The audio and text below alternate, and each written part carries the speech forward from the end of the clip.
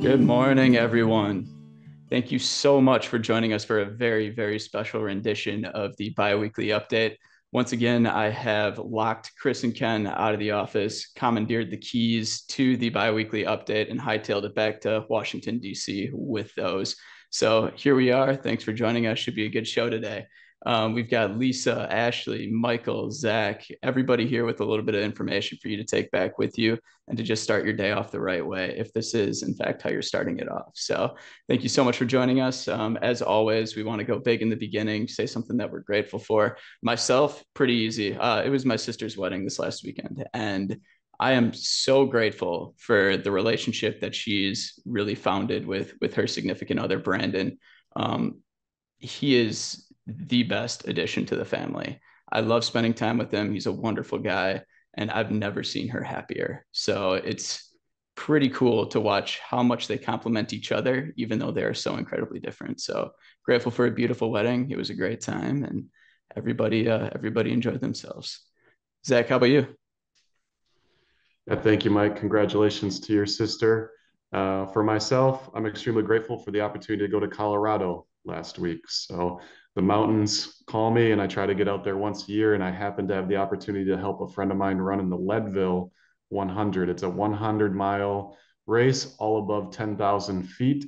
And he finished in 29 hours, about 30 minutes under the cutoff. And I ran the last 38 miles with him through the entire night. So extremely grateful that it went well, that he finished, that there were no major injuries or anything like that, and just an unbelievable experience. And kind of, we talk about awe moments. And when the sun's coming up over the tallest peak in Colorado, Mount Elbert, and reflecting off of the lake that was there near Leadville, it was just surreal and one of those extremely beautiful moments that you take with you. So I'm extremely grateful for that opportunity. That's incredible, Zach. I saw some of the pictures of it. Congrats to Blair and yourself. It's awesome that you were able to do that with them. Ashley, how about you? Thank you, Mike. I am grateful for the first day of school today for my kiddos, actually. I have a third grader and a fifth grader, and we're off to a great start. Everybody was up early and ready to go to kick off a new year. So thank you, Mike. Welcome, Ashley. Lisa, how about you? Hi everybody. I'm kind of following your suit. We had a wedding this last weekend also. My nephew, or should I say it's Brad's nephew, but kind of mine too. So we enjoyed it at the American Club in Kohler on the rehearsal, and then at Whistling Straits they had their wedding, and I'd never been. So it was a beautiful venue. It was great seeing all family and everything. I've been with Brad for 20 years in this year, so they are my family, I guess. So it was very nice. As you said, wedding season, I guess, is the month of August. So beautiful weather and beautiful scenery, and seeing family always means a lot. So it was really good. Thank you. Yeah, no, absolutely, Lisa. And thank you for doing the recon for me. I'm getting married sometime in the not so distant future. Unfortunately, I don't know that my financial advisor will advise that a Whistling Straits wedding will make sense. No, But definitely not. It wasn't a budget venue, so no. absolutely, absolutely. Well, I'm glad to hear that you had a great time. Michael with the great hair. Thank you, Mike. Uh, this week, I mean, there's so much to be grateful for, but the first thing that came to my mind was actually my dog JoJo. Celebrated for her seventh birthday last week, Wednesday. Was incredibly spoiled, and continues or will continue to be spoiled. So that's what I'm grateful for today. Thanks, Mike. No, absolutely, absolutely. Would you believe that Michael asked me for a barber recommendation? I couldn't even believe it. I was floored when it happened. But anyways, some of the things that we want to talk about, get into details about. I mean, I could go on and on and on about the markets forever, but I want to start with a little bit different of a topic. You heard me mention a wedding, Lisa mention a wedding. Well, I want to kind of backtrack to something, and that's metaphors. And so in life, there's sort of lessons that can be learned from any individual situation applied to something new. And I've learned more recently that one of the best ways that I've learned is through storytelling. And I've really come to reading fiction, different things like that, listening to stories of valor, honor, all of that, and just kind of applying that to my life in some way. I don't have to save the world, but there's certain things and circumstances that come from it that apply to my way of thinking.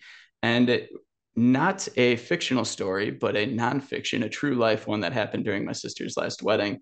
I've learned that there is one thing that can derail an outdoor wedding. And that one thing isn't the weather, it's how you react to it. So this comes back on all the topics about complications, but what truly, truly derails a wedding isn't the fact that all the guests get wet. It's not the fact that the bride gets wet or anything like that. What happens is if someone reacts negatively to that moment, the person who planned that day in that moment, if they backtrack and they look and they panic in these moments, it can truly derail everything. It can derail something that was planned for, something that you've really come to fruition, and it's your day. So that's really the time that you need to take patience and really apply that to what's going on. And this being a metaphor, we can apply that to just about anything. Let's talk about the markets. There's a lot of things happening this year that has changed, and there's a lot of different things that somebody could jump to a conclusion for, thinking that this is going to derail everything and make a very hasty decision that could derail a financial plan. Now, if you would just do something along the lines of wait it out or stick in there when there are these ups and downs, most recently we had about a 5%. We can't even consider it a market correction because it's not the 10% down, but we saw it start to turn in that other direction. And so then we start, hearing a little bit more of the muttering. We start reading some of the articles. We start seeing some of this stuff. But truly what we do is we need to stick to the plan. Much like my sister's wedding, they planned ahead. There were umbrellas underneath the chairs. Things were handed out, taken care of. And it was still a beautiful day, regardless of the fact that it rained. And so can just about everyone's financial plan. So with that being said, I do want to bring Zach in. Zach, what's going on with the markets? Yeah, thank you, Mike. Very well done with that, and leads into great to, like you talked about, kind of the 3 weeks ago, we heard about, oh my gosh, stocks are down quite a bit over the last few days. But over the last 2 weeks, really the best return since November of last year, and really when we started the last uptick.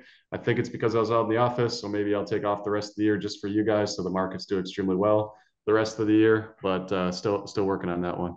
But bear with me here as I go through a lot of percentages. I'm going to go through where the markets are at for the year, and then also really the incredible return over the last 2 weeks as well. So as I mentioned, the best 2 weeks since November, the Dow Jones is up 8% on the year and really 5% over the last 2 weeks. And again, I'm going to round up to the nearest whole number here. The S&P 500 up 17% on the year, 8% gain over just the last 2 weeks. The NASDAQ, which is 50% weighted towards technology, about 19% on the year and a 9% gain over the last 2 weeks. The Russell 2000, which is those smaller size companies that you might have heard us over previous webinars or our forums, have really struggled over the last year and a half, up about 6% on the year and a 4% gain over 2 weeks. And as we saw really over the last month and a half, 2 months with those, they can move really fast in both directions. So we saw them really flat for the year about a month ago, and then over a 1 week time, they gained 10%, then pulled back to 1, and now back towards 6. So really amazing to watch those smaller size companies move. On the international side of things, about 8% gain on the year, a 6% gain over the last 2 weeks. Emerging markets, nice to see those starting to do a little bit better as well. 8% gain on the year and 5% over the last 2 weeks. So you guys might have heard us talk about volatility equals return, that oftentimes the best days follow the worst, and that held true once again, that during the mini correction, we'll call it, over the last 3 weeks, really the best returning days of the year occurred. And it really kind of potentially comes back to different biases that we have, and one of those is a recency bias. We really haven't had any downward volatility for this year. We generally have an intra-year drop of about 14% per year since around 1980. We haven't even gotten really close to that yet this year.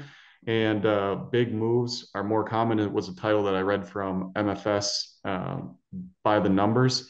And after experiencing just 4 one-day moves of more than 2%, either up or down, for the first half of 2024, we've already had 10 2% moves up or down through August 15th in the second half of the year. So really only over a 2-month time period, we saw 10 moves of over 2% compared to only 4 for the first 6 months of the year. So really fascinating to see. And then I'll just touch on one thing that we're hearing from our centers of influence behind the scenes. We're always getting together with real estate, people in real estate, lenders, estate planning attorneys, tax accountants, health insurance specialists to better serve you and to get a pulse on what's going on out there. And really over the last 3 weeks, we've been hearing a lot more about interest rates when it comes to mortgages. So had a few calls with lenders and potentially a point drop or so, which could change a lot of planning scenarios if you're looking to sell your current home, move into the other one, or if you're financing a build of any kind. It could be a great opportunity to re-look into that and call your mortgage lender or work with us to talk through a few different planning scenarios. So with that, Mike, I'll pass it back to you. Excellent. Thank you, Zach. No, I really appreciate that perspective and bringing that to us. One of the things that I find so fascinating is why the market moves the way that it does. And it's always kind of thinking after the fact, like seeing how it moved, looking at the event that caused it, and just thinking a little bit more about that and applying it to the future. One of my favorite headlines that I saw is that bad news is bad news again. So what does that mean? Well, what that means is that the market for the longest time was working in that way of being irrational, where in fact, when you would see a bad jobs report, through just recently, you'd actually see the market go up. Why? Because that meant that the Federal Reserve could potentially be lowering rates more in the future. Well, we more recently had one of those, and guess what? Suddenly the market decided that that's a bad thing. More rational thinking individuals would assume that no matter what, it's a bad thing to get a poor economic report, no matter what it is. Well, it actually pulled the market downward, and that's kind of one of the things that started it. One of the things that brought it back, at the end of last week, we saw a really nice retail report. Some of these retailers out there, in fact, one individual or one retailer reported this morning and did quite well in comparison to expectations. Seeing some of this and some of that retail report be a positive has actually pulled the market upward. Now, another thing I think is very interesting is Zach was talking a little bit about interest rates and the expectation that they will come down in the future. Well, they probably will. They're at a very high point right now. But how certain is that? Well, the market thinks it's a 100% chance of happening in September. So we're about 28 days away from the next Fed meeting, and they are quite literally on the Fed watch tool pricing in a 100% chance that the rates come down. That tells me that there's probably a little bit more of a chance that they might not. We will see what happens, but a lot of times the market and different things happen irrationally. Expectations, we do listen to the experts and we bring that to you, but don't allow yourself to be surprised if it doesn't. Don't react negatively if that's not the case. We'll see the market have some volatility if that does and indeed happen. We'll actually get some more clarity today because we get the notes from the Federal Reserve's meeting from July. So it'll be interesting to see what happens there. But anyways, let's shift gears and get to the planning standpoint. Michael, what do you got for us on planning today? Thank you, Mike. It's really no secret that most things you've bought recently have gotten a little bit more expensive than they were in the last few years. From a report from May that I've seen now reports that 64% of Americans are living paycheck to paycheck, which isn't too far off of what we've seen historically. But it can be a little bit overwhelming to make adjustments to your budget with these price increases, especially with all life can throw at you and all that's changing, not only in your personal life, but potentially in your career and professionally. So wanted to look at a few different ways to really tackle this. The first one, I would say, it's pretty obvious, but building a buffer between your take-home pay and what you spend. With that gap, you can allocate that to some of your cash savings and some longer-term investments. But really, when you're looking at some of your spending, you want to think about the bigger decisions. Canceling a $7 a month subscription will make a difference, but there could be other things that are going to make quite a bit of a bigger difference. But it's more about those big fixed expenses like upgrading your home or your apartment or what kind of car that you drive. These lock you in longer term and can cause a longer term deficiency in building up your savings. Of course, you want to balance out your enjoyment today and for the future, and don't deprive yourself of what you're able to do, but it's important to really find that balance. And best piece of advice I have ever received, I think, financially is save more than you think you need to save. If you're having some issues or some trouble getting to this, please talk to us. We can discuss strategies to help automate some of those savings for you. And of course, life changes are going to be inevitable. So they're difficult to always plan for, but that's why we're here. So don't hesitate to reach out to us. We're happy to chat with you and help you through some of your savings plans. Thanks, Mike. Yeah, no, absolutely. And thank you for pointing that out, Michael, and bringing these things up. We're very fortunate in the regard that the individuals who typically work with us are great savers. You know, there's conversations that are to be had. Something that I want to add to what he said is if you know somebody who's struggling with saving, if you know somebody who's got credit card debt, things like that, we have a team here for you and your family. Please have them reach out, put us in contact with them. Let's talk through their options on how they can fix things, whether or not they could be a good client or become a client at all. We're here for you and your family. As I said, I can't say that enough. If you know somebody and they could benefit from a conversation from an unrelated third party, someone who is an expert in the field, we would be happy to talk to them, any one of our team members. And if that's not the case and they don't want to reach out, Ashley has some really good things that you can bring to them directly. Maybe some things to just save some money on the daily. Ashley, what do you have for us? Absolutely, Mike. Thank you. Adding to these savings opportunities that we as individuals have, I wanted to share some things not to buy in bulk. We all love a good wholesale store. So there are a few things when you are maybe a family of 2 or even 3, unless you're the minority and have a very large family, here are a few things to consider not to buy in bulk. For number 1, I have produce. So Costco, Sam's Club, they have those huge containers of strawberries and bananas, and they all seem to be a great price, but are you going to eat them all? So just consider your consumption and usage because they only last a few short days. Bread and bakery, same thing. So many rolls, so many loaves of bread that you can buy at Costco at one time, but how long do you have for shelf life before you throw it away? Cooking oils, the expiration date on some of these things are a lot quicker than you think. So when you buy such a large amount, obviously the effectiveness, the quality of that ingredient does decrease over time. So maybe think about your grocery store on some of these things versus buying in bulk. Same thing with spices. It's so great to get a huge container of Lawry's for $6, but it expires in 6 months. So are you really going to use it? Or are you going to have to toss it before it's bad? Same thing with flour, unless you're baking bread every day or using that in the kitchen on a very regular basis. Check out your grocery store for flour and other baking ingredients. Same thing with soda. Soda is a very short-term actual expiration date on it. If you look at the bottom of a can, Costco has, I think it's 30 packs. Same thing with Sam's Club. They expire probably before you're using it all, unless you are a regular soda drinker. Low quality paper products, including that toilet paper.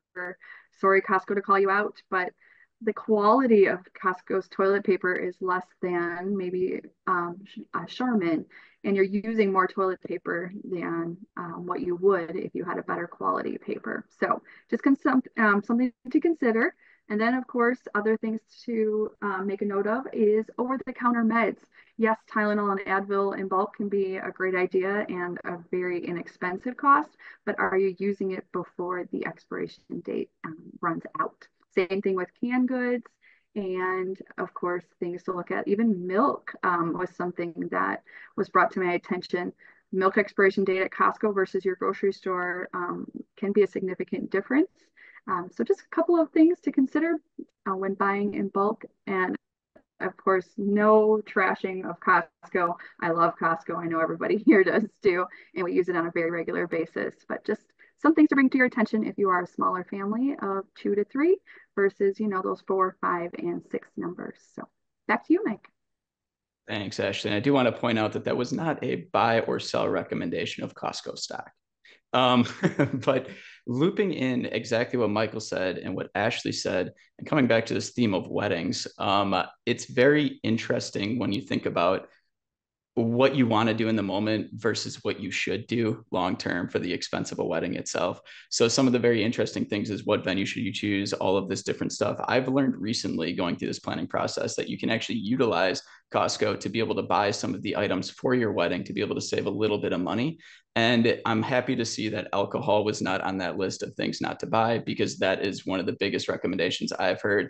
If you're able to carry in for a wedding, Costco is a great place to be able to bring your open bar items, and don't be afraid to overbuy because it doesn't spoil, according to Ashley's list and science. But anyways, I want to bring Lisa in. Lisa has a very important thing that she'd like to share with everybody, something to look for, especially those utilizing client access. Thank you, Mike. Yes, I know I did mention this on the last webinar as well, but just one thing has changed. I think on the last time I did mention that you can go onto Client Access and check the other communications election box, and that would stop the ADV getting mailed out to you, as Raymond James are now taking over sending out the ADV compliance documents that get sent every year, and it's a very large packet. So now when you log into Client Access, there'll be an interrupt page when you first log in for you to actually go and check the ADV e-delivery box. So that's always good for you to go in and do that. If you haven't logged in a long time and the other communications is set to e-delivery, then that is how it will be sent, but it would be more beneficial to go in and check that ADV e-delivery box. And just so you know, even if you have a joint account, then you would both need to go in to your Client Access and sign up for that ADV delivery. So if you don't both use it, you can let us know and we can go in and check that box for you, or there is a form if you don't have Client Access.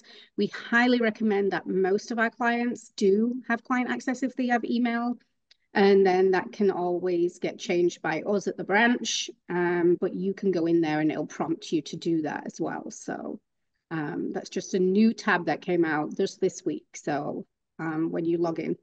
So hopefully everybody goes ahead and does that. Thanks, Lisa. Yeah, no, absolutely. It's incredibly important to realize some of these things because it's very easy to log into Client Access, either upload something to your vault or just check returns really quick and just kind of close out a pop-up. Like just look at that quickly and close it out. Please take a moment to read that and make sure that you do want to consent to electronic delivery if that is your intention and as things have been previously set up. As she stated, this is a change that just occurred. If you log into Client Access, it's going to be something that you'll see there. So wonderful. With everything, as you know, we want to bring to you the things that Raymond James doing behind the scenes, giving us a heads up so that we can share that to you. We're working on a lot of different things behind the scenes. And one of the things is how we invest back in ourselves so that we are able to better serve you. And I want to give a shout out to Ryan on the team. He's pursuing something, the CIMA, which is the CIMA. It is a designation for research under stocks, mutual funds, things like that, being able to bring some of that behind the scenes stuff to conversations that you'll see during different review meetings. Some of the things I bring up here, I hear directly from Ryan. You know, we collaborate on a lot of this different stuff. And what it's really going to help us with over time is being able to continue to analyze portfolios and do the best job that we can and be able to continue to provide the service that is expected of us and that we want to deliver. Some of the things in that same light, talking about portfolios in general, some of the things that we're looking at right now, taking a view at some of the different holdings, different opportunities, making sure that we pay attention to different offerings and new offerings when they become available. You know, we're analyzing this stuff weekly, monthly, yearly, as needed, sometimes multiple times a day. But something that I want to warn everyone about, and this comes back to looking at your returns on Client Access, everything like that. When you look at an individual security, and we're talking a mutual fund, a stock, whatever that may be wary of trailing returns. It's very easy to have that recency bias that Zach mentioned earlier today by just taking a look and seeing that, oh, this investment did so well over the trailing 1 year, 3 year, 5 year, even 10 year. 10 year, you have a pretty good sample size to have an idea on how that thing has returned over time. But with every different economic kind of rotation in the cycle, there's going to be different types of returns. Every 10 years is going to be different. And when you compare two investments, looking at the trailing return isn't necessarily the best way to view it, because given where things are 10 years ago in comparison to where they are today is going to be vastly different from where they could be in 1 week and then 10 years ago in 1 week. It's interesting enough to see that if you look back at the 5-year trailing return this year of the S&P 500, you can take a look at the actual 5-year return and you see it being quite a bit actually better. You see it being relatively stable between what the 5-year return was at the beginning of the year to the end of the first month. And when you look back 5 years on what had actually occurred, is that you see that in December of 2018, where you're looking at where things kind of occurred as far as which is 5 years from the end of 2023, you see that there was this pullback in the market. This pullback occurred at the end of the year there. And then we see this month of January be actually positive, but the return being relatively similar when you look at the 5-year trailing. So even though there's these changes over time, it's not necessarily reflective of how the stock is performing. We want to look at rolling returns. We want to look at set periods. How did it perform in this year in comparison to another one that performed in that same year? Which is better, which works better for the portfolio. So I'm rambling. We're going to continue doing that, but I'm going to bring it back to Ashley. Ashley, what are we looking for in Gentian, and what can you share with everybody that they should watch out for? Absolutely. Thank you, Mike. Just bringing attention to your bulletin that was in your email inbox on Monday afternoon. This coming Monday, which is August the 26th, we will have Michelle Norris, our nutrition expert that is available to you, on for a webinar, Eating for Aging. She will go through a good amount of things, just touching on quality of food, hormone food, and just, again, eating for as we age, so that we can live a long and healthy life. So again, that will be on Monday, August the 26th. Please RSVP using your bulletin. It is going to be a Zoom, so you will be sent a personalized Zoom link once you register. And again, that is at 10 a.m. Central Time next week, Monday. Looking into September then, because Labor Day is just a week and a half away, believe it or not, we look forward to hosting our 3rd annual Shred event, which will be on Monday, September the 9th. We will be at the Doty Farm for all those shredding materials that you will drop off. And again, that will begin at 11 a.m. on Monday, September the 9th. So if you have not already registered, please again check your bulletin and register so we know you'll be joining us for, again, eating outside as well as a shred day. Please take a look at your bulletin next week, Monday. We will be hosting our fall forums. That will be Tuesday, October the 1st. Just a note for your save the date, in Appleton at the Bridgewood Resort. And then on Wednesday, October the 2nd, we will be hosting at Blue Mound Golf and Country Club. And we look forward to sharing that content and information with you again next week in your bulletin.